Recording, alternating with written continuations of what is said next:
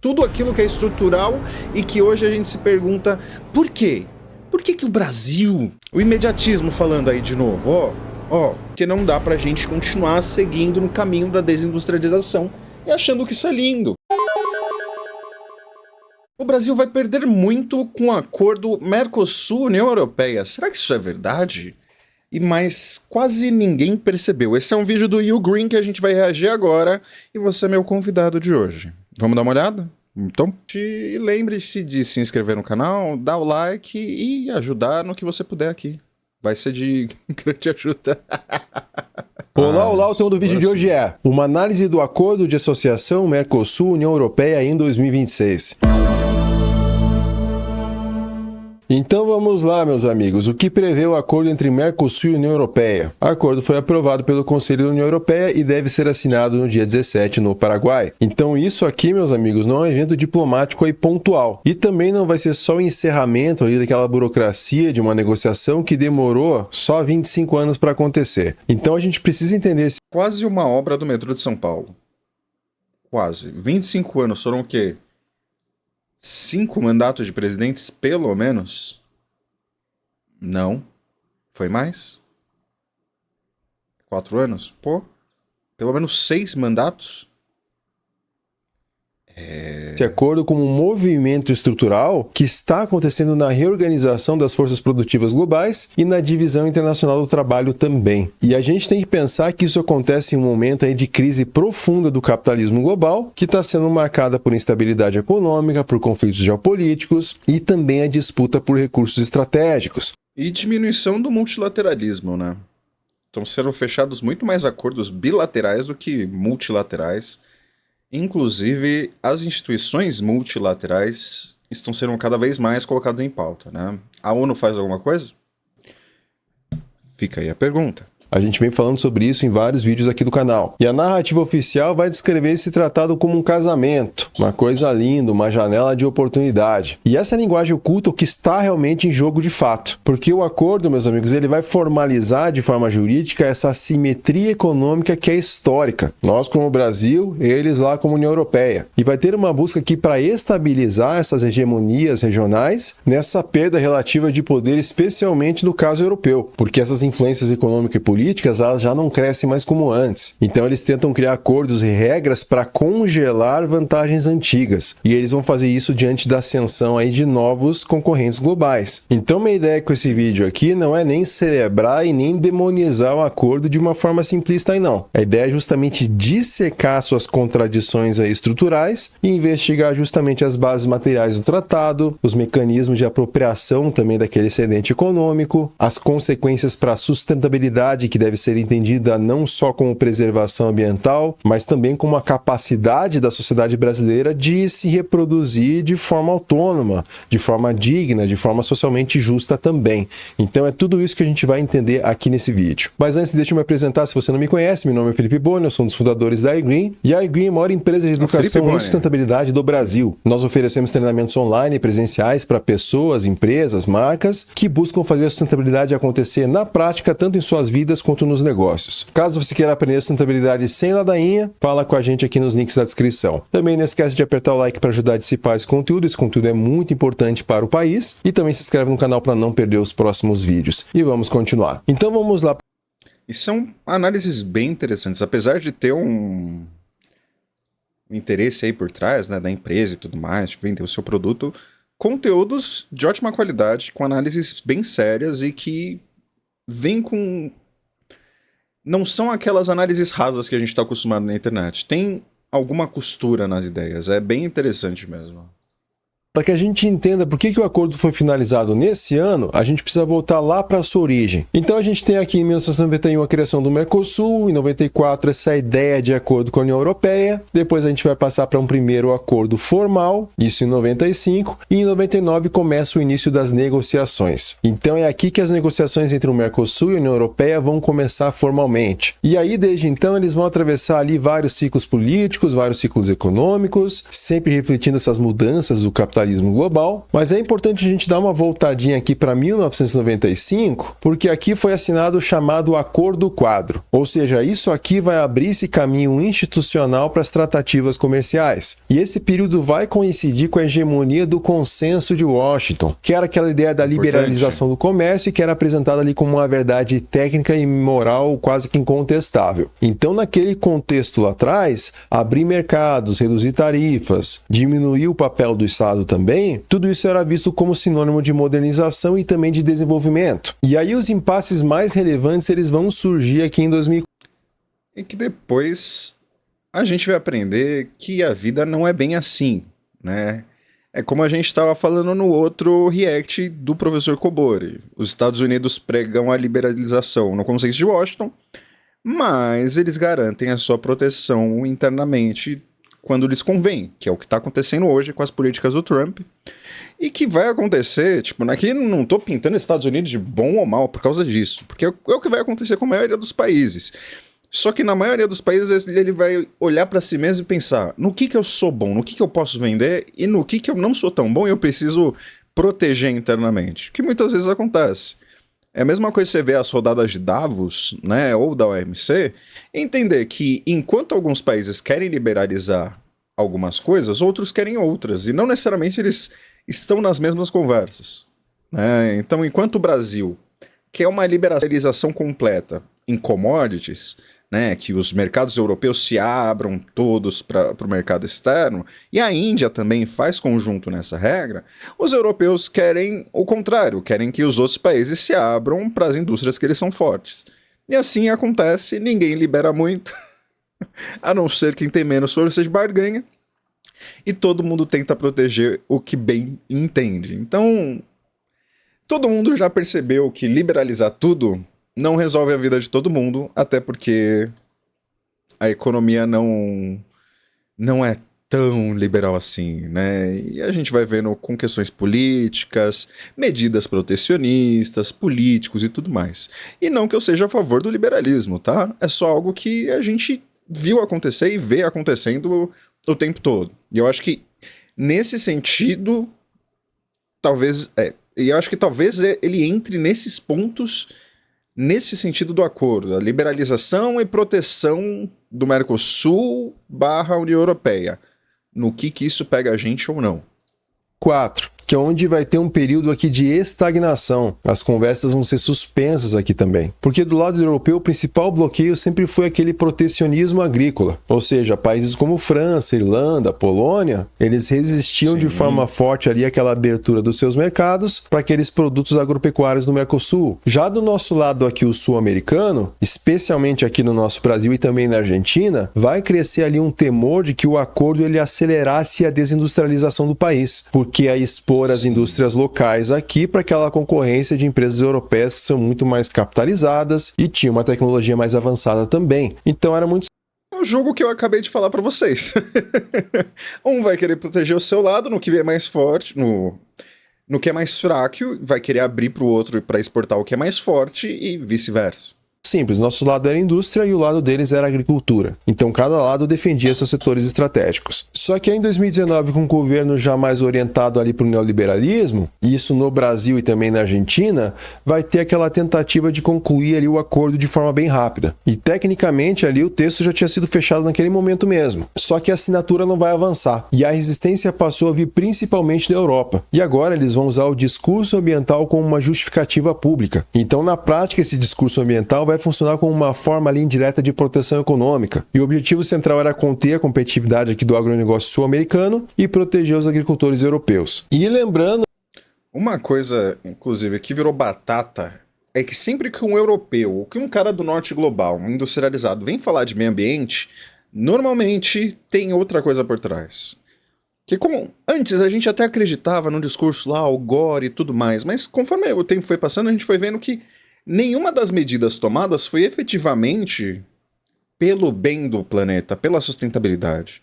Tudo foi um grande interesse comercial por trás, uma tentativa de lucrar com o discurso ecológico, né? A questão dos carros elétricos, que a gente já já viu que a construção dos carros elétricos gera tanto problema ambiental que talvez eles não sejam a melhor solução para isso, e talvez tenha tido uma questão de negócio. Hidrelétricas, energia eólica, painel solar, tudo mais. Tudo isso, se você for perceber, criou indústrias onde não tinham e vendeu produtos que ninguém desejava antes. E daí, tudo com esse discurso do meio ambiente. Quando medidas que realmente impactariam muito mais o meio ambiente, dificilmente foram tomadas, como, sei lá, reciclar, parar de usar combustíveis fósseis de verdade e coisas nesse sentido.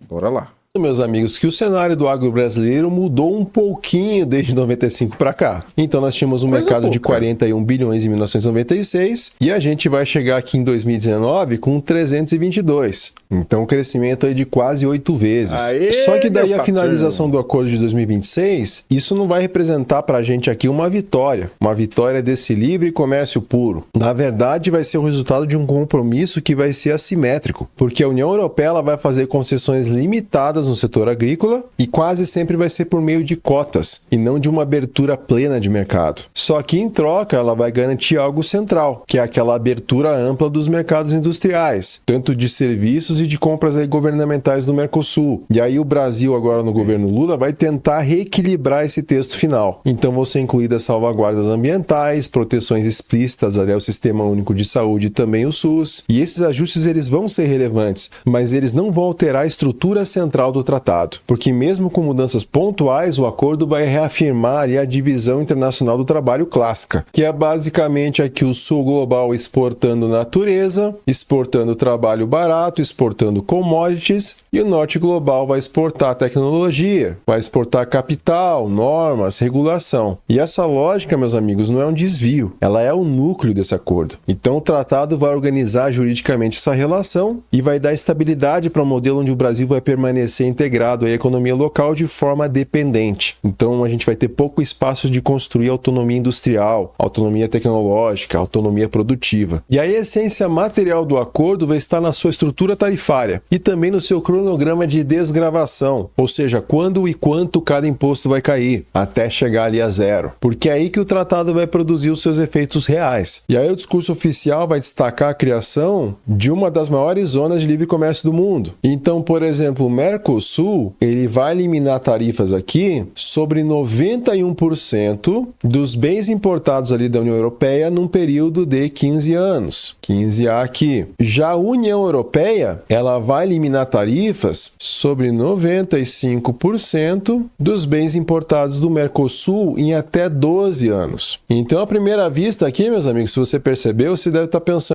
Olhando assim, parece razoável.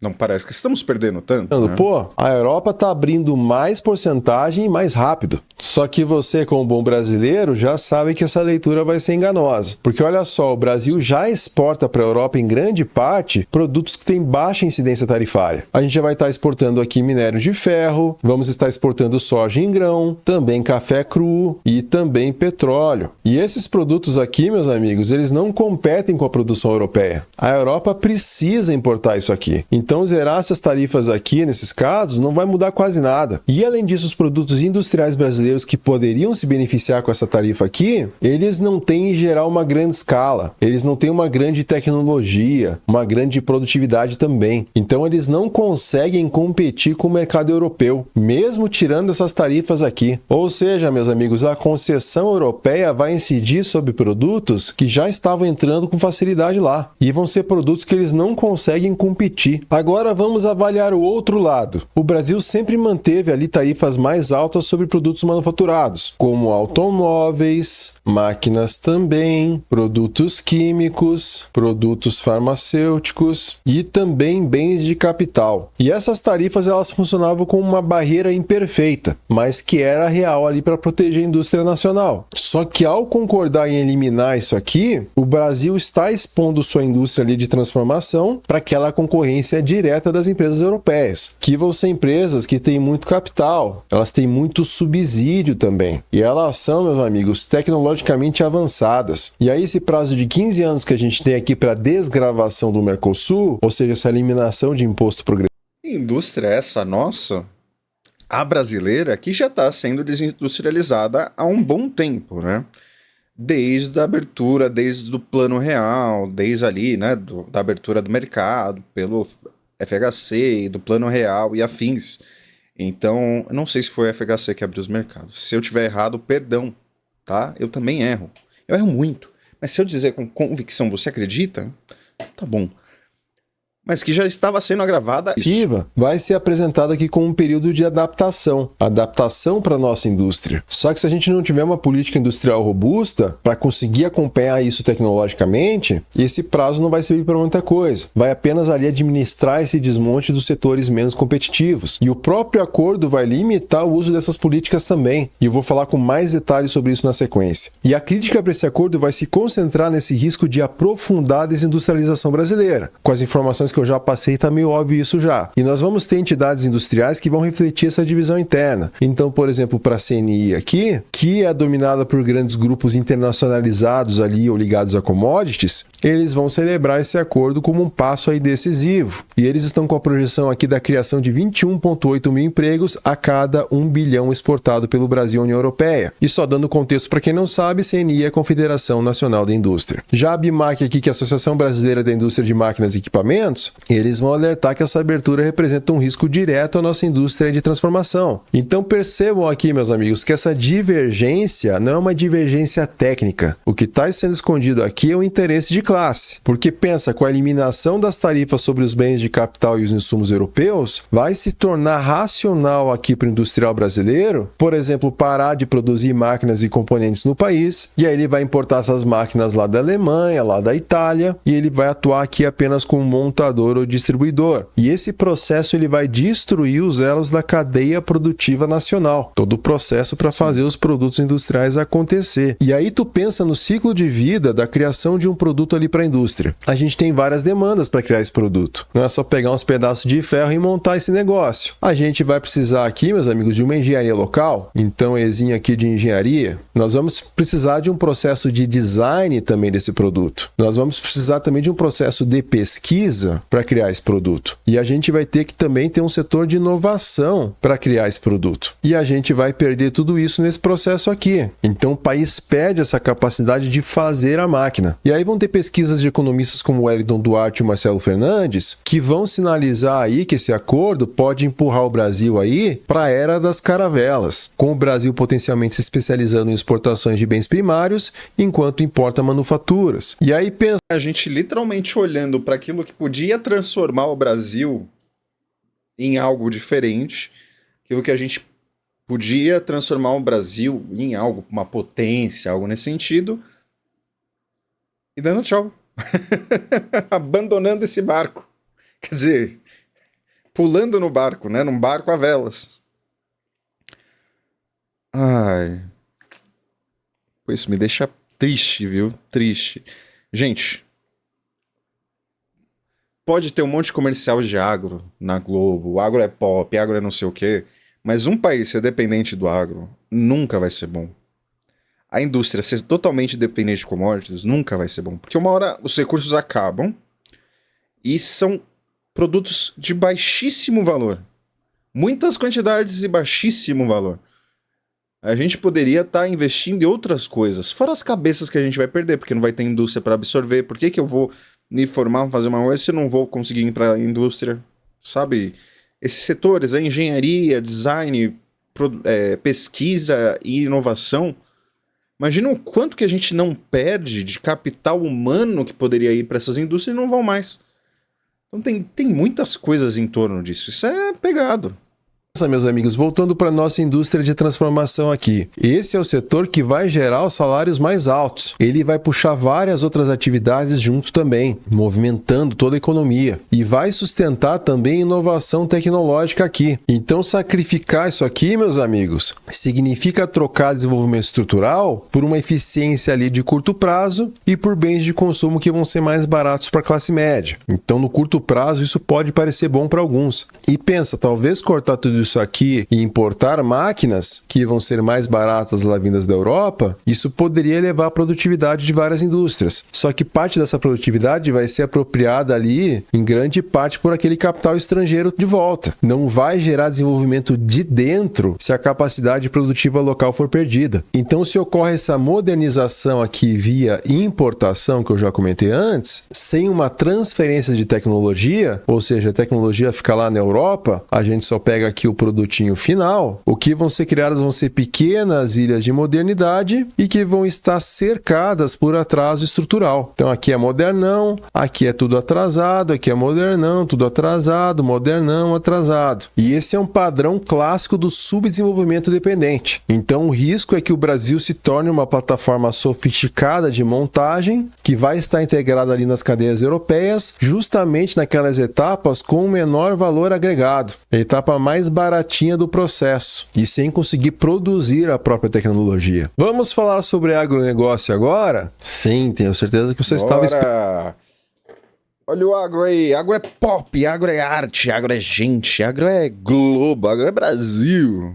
Bora. Esperando por isso. Então vamos lá, o agronegócio brasileiro é frequentemente apresentado como esse grande vencedor do acordo Mercosul-União Europeia, porque o nosso agronegócio domina a pauta de exportações, vai exercer uma forte influência na política interna, isso a gente sabe ali especialmente por meio da bancada ruralista, e segundo dados do IPEA aqui, o setor agropecuário teria um aumento de produção de cerca de 2%, e isso aconteceria até 2040, que seria o equivalente a cerca de 11 milhões em um horizonte de 16 anos. E aí 3/4 desse ganho estaria concentrado em 4 setores: carnes de suínos e aves, outros produtos alimentares, que inclui basicamente pescado e preparações alimentícias, óleos e gorduras vegetais, e também a pecuária aqui. E aí esses números vão sustentar o discurso que o Brasil estaria consolidando ali sua posição como o celeiro do mundo. Só que se a gente analisar isso de forma mais detalhada, a gente vai ver outra coisa. Porque diferente do que ocorre com os produtos industriais europeus, os produtos agrícolas do Mercosul, onde o Brasil é mais competitivo, eles não vão ter acesso livre ao mercado europeu, não. E os principais exemplos aqui, como carne bovina, frango, arroz, mel, açúcar e etanol, eles vão ser submetidos a um sistema rígido de cotas tarifárias. Então vai funcionar assim: o acordo vai definir volumes máximos que podem entrar na União Europeia, que vão poder ter essa tarifa reduzida ou tarifa zero. Vou dar um exemplo aqui: tu vai exportar 180 mil toneladas de frango aqui. Tá aqui o franguinho lindo que eu desenhei para vocês, maravilha. E aí o que vai acontecer?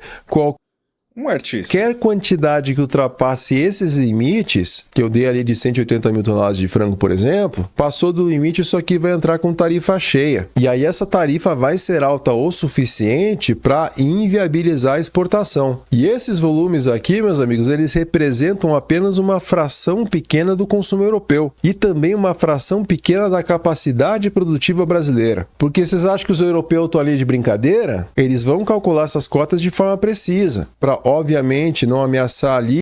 E a União Europeia, tem uma coisa que a União Europeia faz bem, é ser burocrática. A Alemanha fez uma arte muito boa na União Europeia, que é fazer uma grande burocracia que funciona, mas é uma grande burocracia.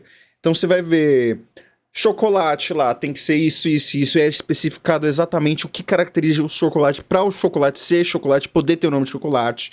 Outros produtos também, então é tudo assim. Então, quando ele fala que eles vão checar essa cota, eles vão checar essa cota. Não tem A nem B, não tem jeitinho aqui. Não é que nem o Brasil, que você muda o nome do produto, tá vendendo. Não.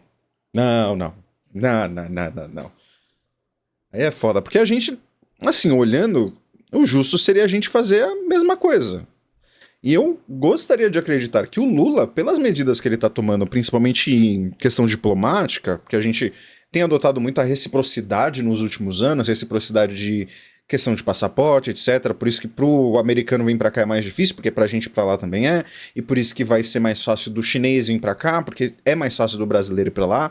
Agora acho que não precisa de visto por 6 ou 90 meses. Como o Lula tem feito as coisas na base da reciprocidade, eu espero que nos ajustes deste acordo a reciprocidade fale mais do que o agro. E que só os interesses do agro.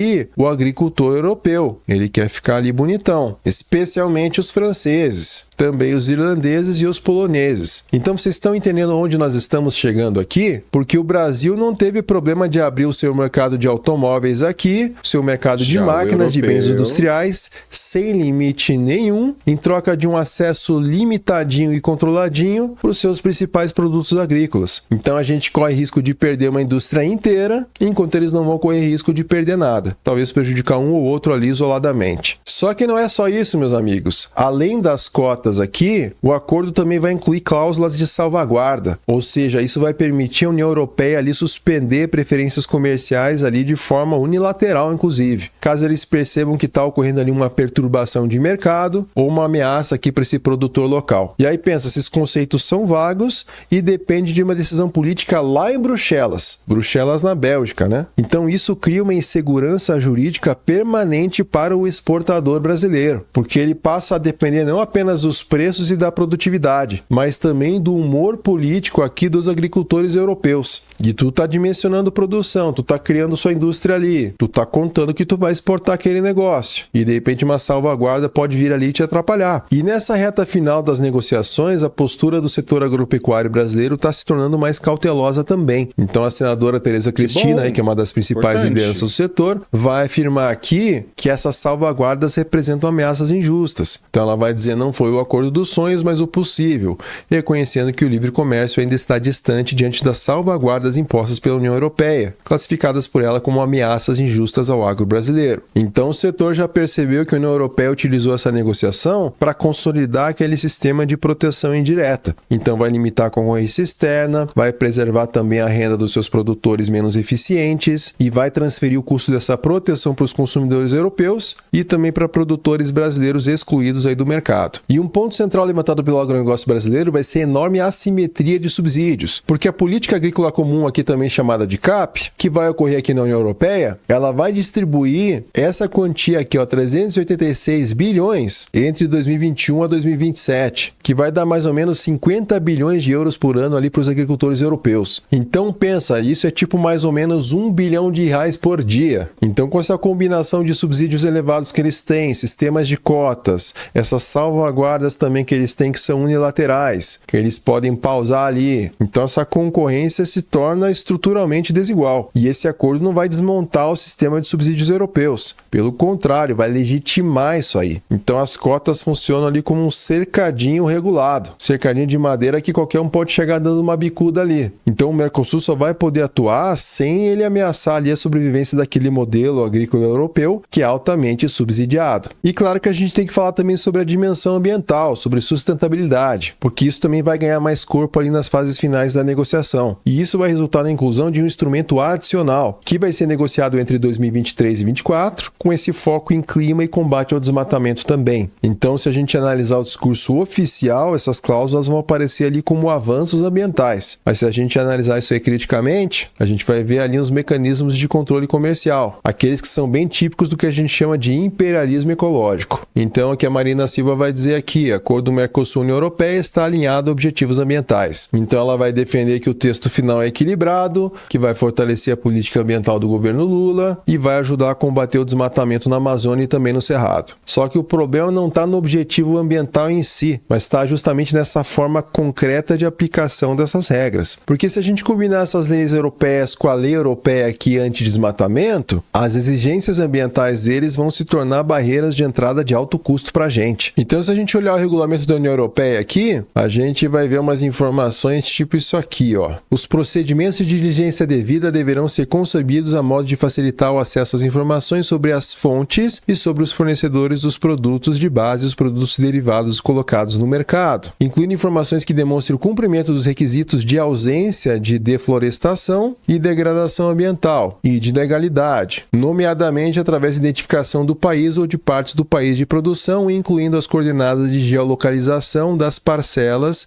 de terreno em causa. Então, essa regra vai exigir rastreabilidade total da cadeia produtiva, desde a origem da terra até o produto final. Então, pensa, isso envolve sistemas digitais de monitoramento, também vão exigir auditorias constantes, também certificações técnicas e também estruturas jurídicas e administrativas que são complexas. Então, assim, não estou dizendo que é errado pedir, mas Mas pensa, grandes conglomerados do agronegócio, como por exemplo a JBS, a Cargill e a Bunge também, eles têm capital para cumprir essas exigências. Agora, os pequenos e médios produtores, assim como a agricultura familiar, em geral não vão ter isso. Então, o resultado... Mas eu já imagino que esses não seriam os produtores que iriam exportar para a Europa, né?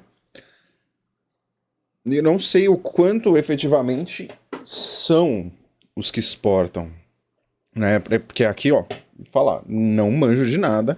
Sei que existem cooperativas que mandam coisas lá para fora.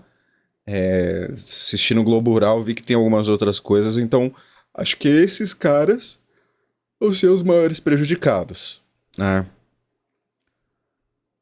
Mas eu imagino que eu espero, né? Imagino que algum subsídio deva existir.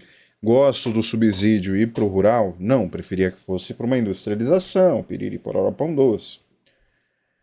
Mas às vezes vai ser necessário também, tem que igualar nesse sentido também. O lado prático aqui é óbvio, que vai ser a exclusão dos pequenos produtores do mercado exportador. Também vai ser um aumento da concentração fundiária. Vai ter maior concentração de capital no campo brasileiro também. E também, meus amigos, tem uma assimetria histórica aí que vai ser muito evidente. Porque pensa, a Europa devastou grande parte dos seus ecossistemas aí ao longo de séculos de industrialização e também de acumulação de capital. E aí eles vão vir pagar de gatão para cima da gente e vão ficar impondo esses limites rígidos ao uso da terra em países periféricos, sobre esse argumento de preservação ambiental, de volta, não está...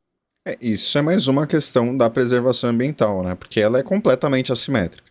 Enquanto países que são potências, além de não se comprometerem, já acabaram com o que tinha que acabar, eles ainda forçam, de muitas maneiras, que os países do sul global, os países periféricos, façam o que eles não fizeram. Os países, inclusive, que no que foram explorados, foram principalmente explorados por essas outras nações.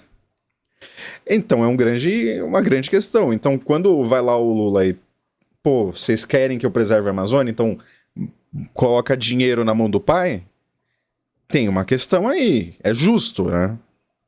Porque tem que ter alguma moeda de troca, porque você está privando um país de, teoricamente, se desenvolver, não que necessariamente precisa de terra, mas historicamente precisou-se de terra. Então você priva um país desse uso histórico da terra para se desenvolver e não dá nenhuma compensação. Aí é complicado. Está errado. Eu sou da Green aqui, nós lutamos pela sustentabilidade. Só que nós precisamos aqui ter uma equivalência. A pergunta é como tornar essa rastreabilidade possível para todos e como competir com a União Europeia em relação a tudo isso. Mas na prática o que eles estão fazendo com a gente é congelando o desenvolvimento das forças produtivas aqui do sul global e não vão dar compensações equivalentes. E agricultores europeus eles já utilizam esse discurso ambiental para bloquear produtos do Mercosul, porque eles vão alegar concorrência desleal por diferença nos padrões ambientais e trabalhistas.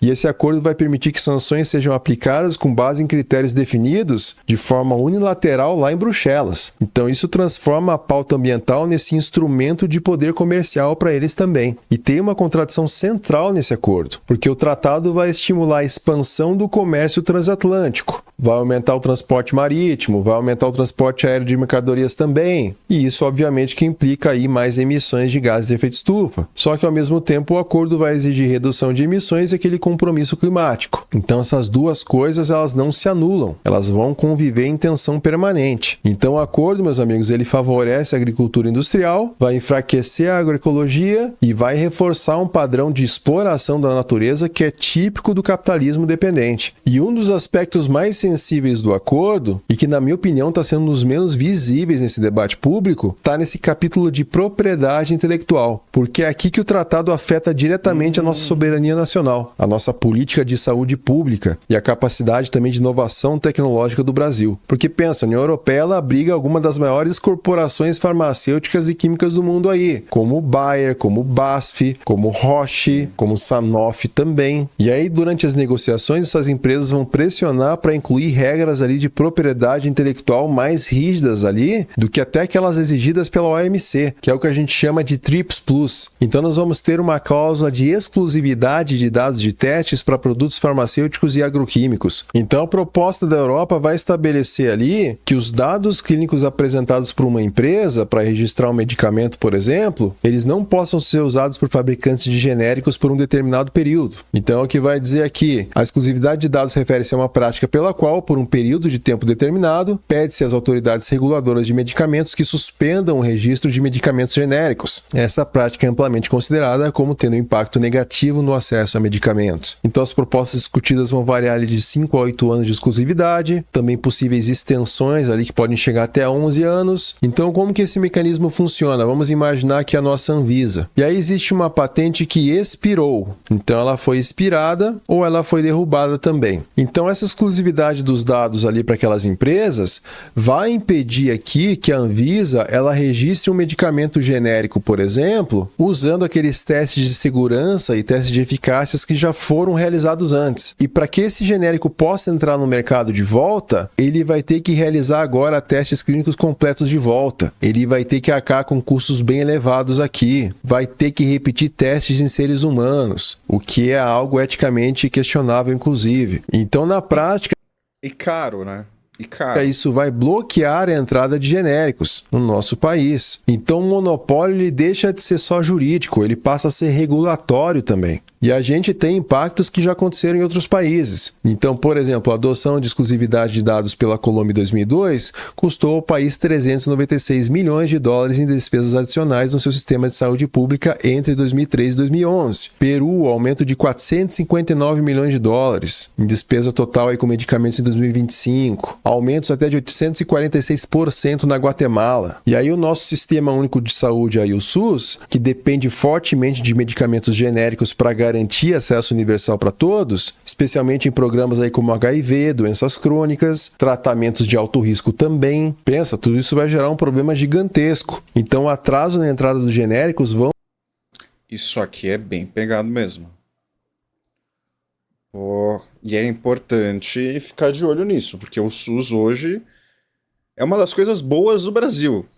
Imagina ter mais uma coisa prejudicando querido SUS. O importante SUS... manter os preços nesses níveis de monopólio por mais tempo. E isso pode gerar custos bilionários adicionais no orçamento público brasileiro. E considerando a população desses países aqui, Colômbia, Peru, e o que eles gastaram a mais aqui em milhões de dólares... essa conta aqui no Brasil vai passar de bilhão, pode ter certeza disso. Então isso na prática, meus amigos, significa uma transferência de renda do contribuinte brasileiro, que estava vindo ali para o genérico, mas vai acabar indo mais para essas empresas aí. Então vai ser o aumento de lucros também das farmacêuticas europeias. E tem outras questões também fora a propriedade intelectual. O acordo também vai dificultar o aprendizado tecnológico, vai reduzir a capacidade de produção local também e consolida ainda mais essa dependência externa. Então o Brasil fez questão de deixar no acordo que ele continua podendo quebrar patentes em emergências, como já é permitido nas regras da OMC, e que o Tratado da Europa não tira esse direito. Mas aquela exclusividade de dados vai contornar essa salvaguarda aí. Então, mesmo com uma licença compulsória, o genérico não vai poder ser registrado sem acesso ali aos dados de teste, que vai funcionar ao lado da patente e vai produzir esse efeito econômico aí. Então, isso vai criar um monopólio paralelo. E vamos lembrar, meus amigos, que no capitalismo contemporâneo, a propriedade intelectual ela funciona como um cercamento de conhecimento. Ela vai garantir que os lucros de inovação fiquem concentrados em países centrais e os custos sociais e sanitários sejam transferidos para a periferia. E o acordo Mercosul-União Europeia vai transformar esse mecanismo em norma jurídica e vai...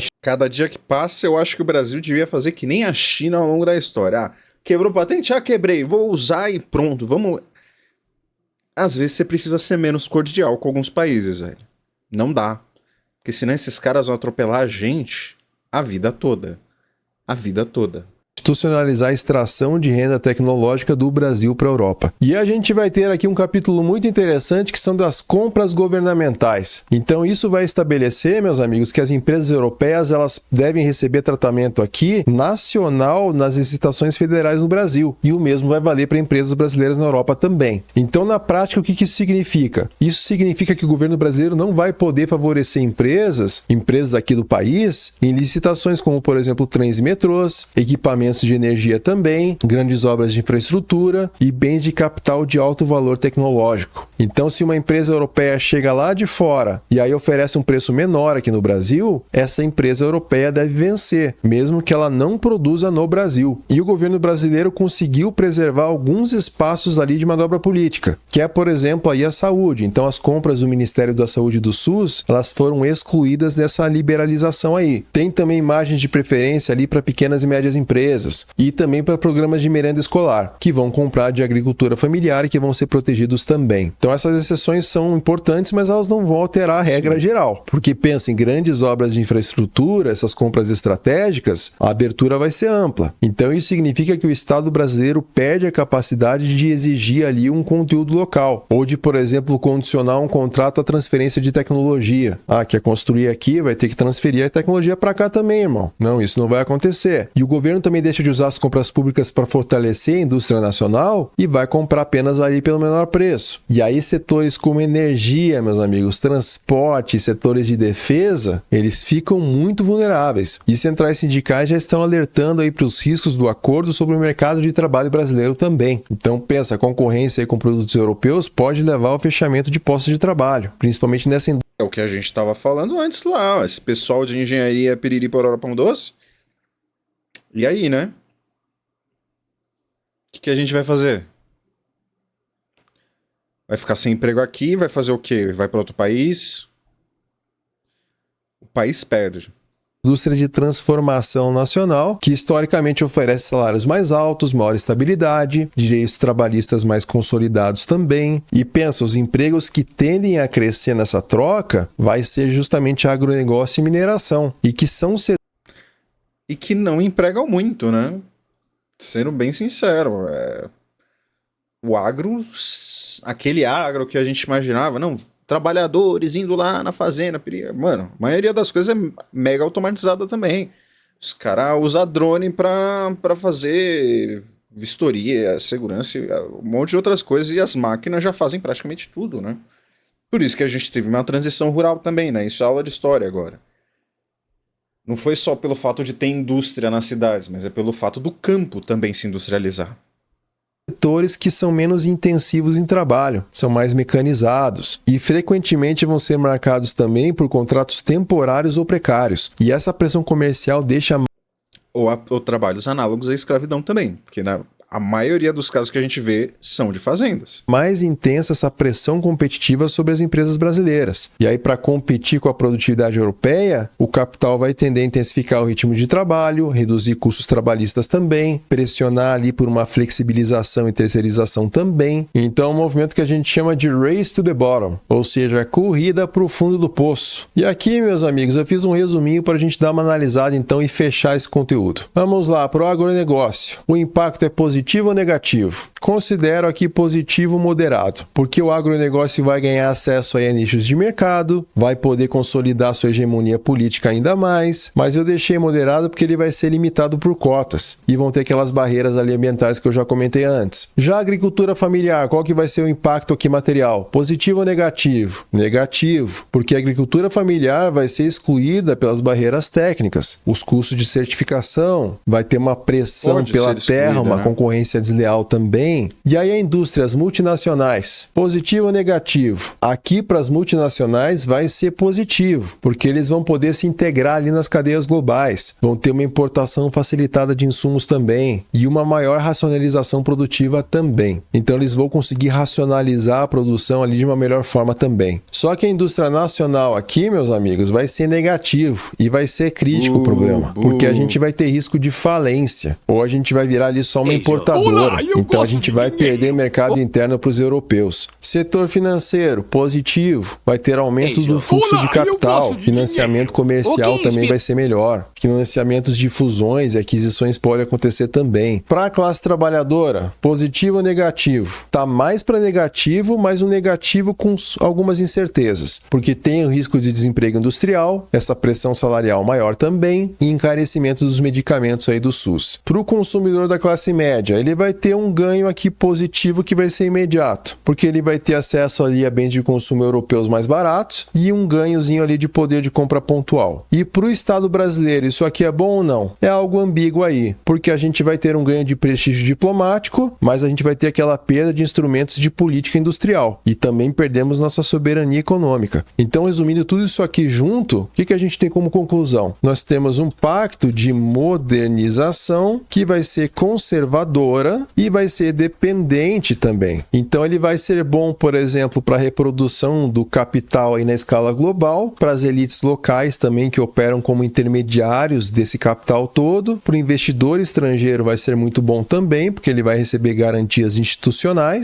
O de cima sobe e o de baixo desce. E o acordo vai modernizar os fluxos comerciais, vai baratear bens de consumo e vai reforçar a segurança jurídica para grandes corporações. Agora, para quem que ele é ruim? Ele vai ser ruim para esse projeto nacional soberano do Brasil, para a industrialização de longo prazo do Brasil também. Vai ser mais um empecilho, mais um problema para isso. Vai ser ruim para a justiça social também e vai ser ruim para a nossa autonomia tecnológica também. Então, o tratado vai consolidar a nossa especialização.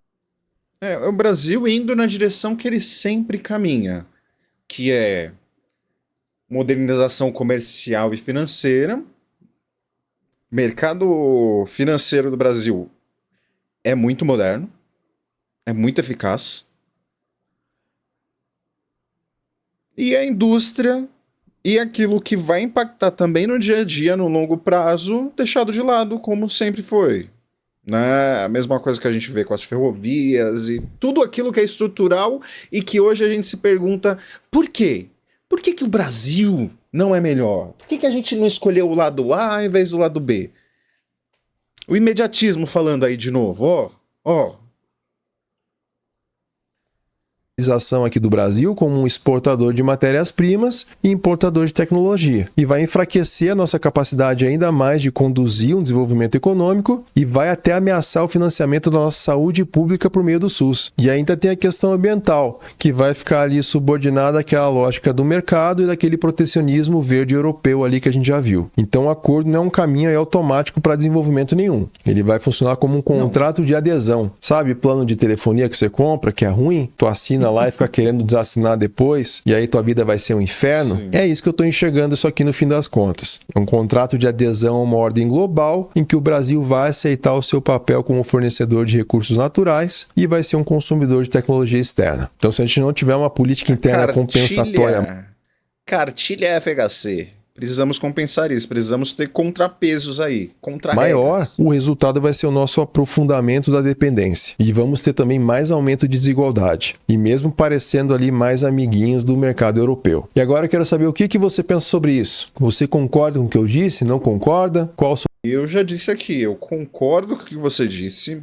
Acho perigoso, acho que a gente precisa de contramedidas e também de compensações e afins, porque não dá pra gente continuar seguindo no caminho da desindustrialização e achando que isso é lindo, que a gente vai sempre depender do agro, sempre depender de exportar matéria-prima e não focar no que a gente precisa. Cara, todo podcast de gente da ciência, esse é o ponto. Todo podcast de gente da economia, da indústria, esse é o ponto e a gente segue indo escolhendo os lados da história. É mais um daqueles pontos que se a gente não olhar com carinho, se a gente não tomar uma decisão certa, vamos olhar lá no futuro e falar, por que que o Brasil tomou essa decisão? Porque fomos pelo caminho do automóvel, de novo. E mais uma vez, veremos que é o imediatismo e essas questões que não entendemos muito, mas acabam acontecendo. Porque na hora é o que parece mais amigável. Mas realmente o é? Ou é só o sistema falando... Olá, eu gosto de dinheiro. Mas me diz aí, comenta aqui no vídeo o que você pensa se você tá comigo e com o maninho do You Green, que eu esqueci de novo o nome. Ou você acha que isso é definitivamente muito bom pro Brasil? Me diga, coloca aí nos comentários. Se você gostou do vídeo, deixa seu like, se inscreve no canal e fortalece a lutinha aqui para que eu consiga continuar fazendo isso e me dedicar cada vez mais, não só às lives, mas também aos reacts. E por enquanto eu acho que é isso. Esse foi o vídeo muito interessante sobre o acordo Mercosul e União Europeia. E se quiser mais, se quiser acompanhar mais reacts como esses sobre o nosso país e sobre o mundo, se inscreve, fortalece. Porque eu sou o Jay, seu amigo reflexivo aqui da internet que reage e vai olhar pro mundo. Vamos olhar junto. Que tal? Mas é isso. Por hoje é só e tchau.